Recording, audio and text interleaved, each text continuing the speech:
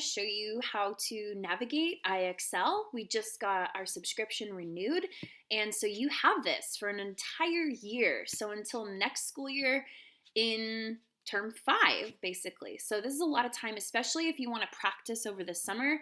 This website is awesome for keeping your math skills sharp.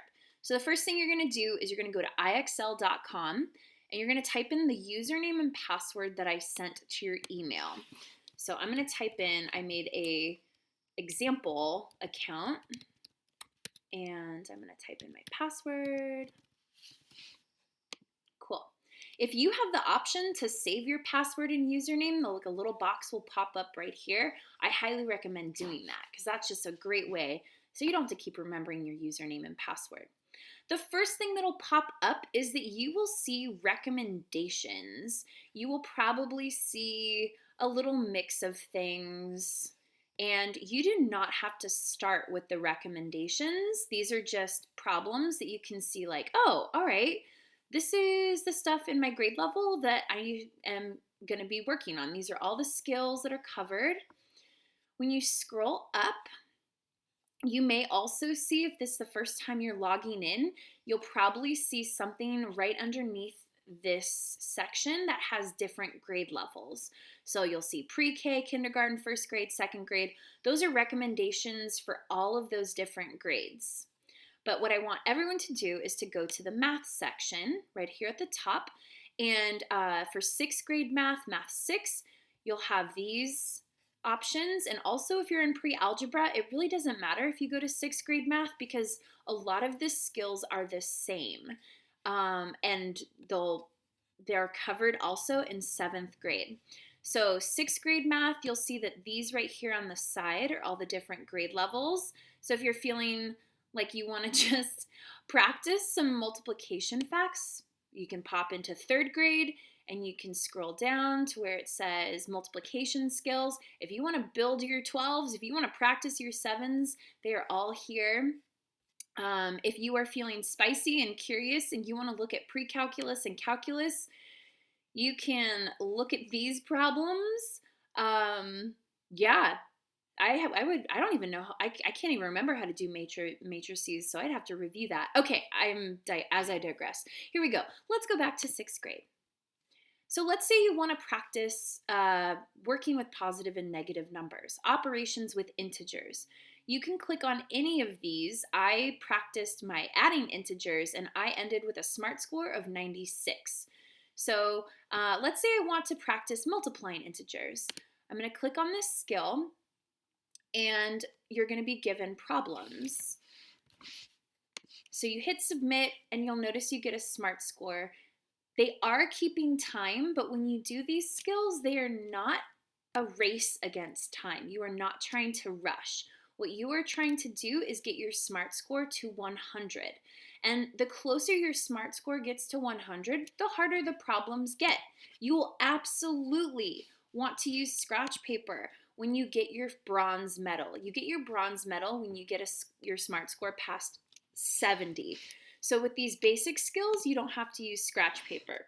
But as your SMART score gets higher, you're definitely going to want to use scratch paper. All right, I'm going to stop there and I'm going to show you what happens when you decide, okay, I won a new prize. Cool. Cool. You go to your game board. Ooh, I've got prizes.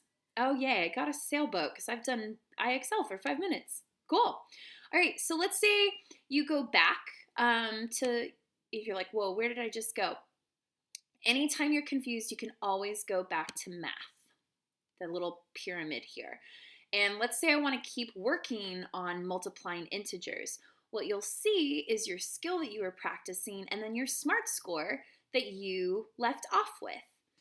You can click back on multiplying integers and guess what? You do not have to start from 0. You will keep the same SMART score. And basically you are trying to work your SMART score up to 100. When you get 100, that means you've mastered this skill. And you'll see that you have a little gold ribbon next to the skill. Now, you can always keep practicing after you've mastered it. That's the cool thing about IXL, is that you can keep practicing these skills over and over.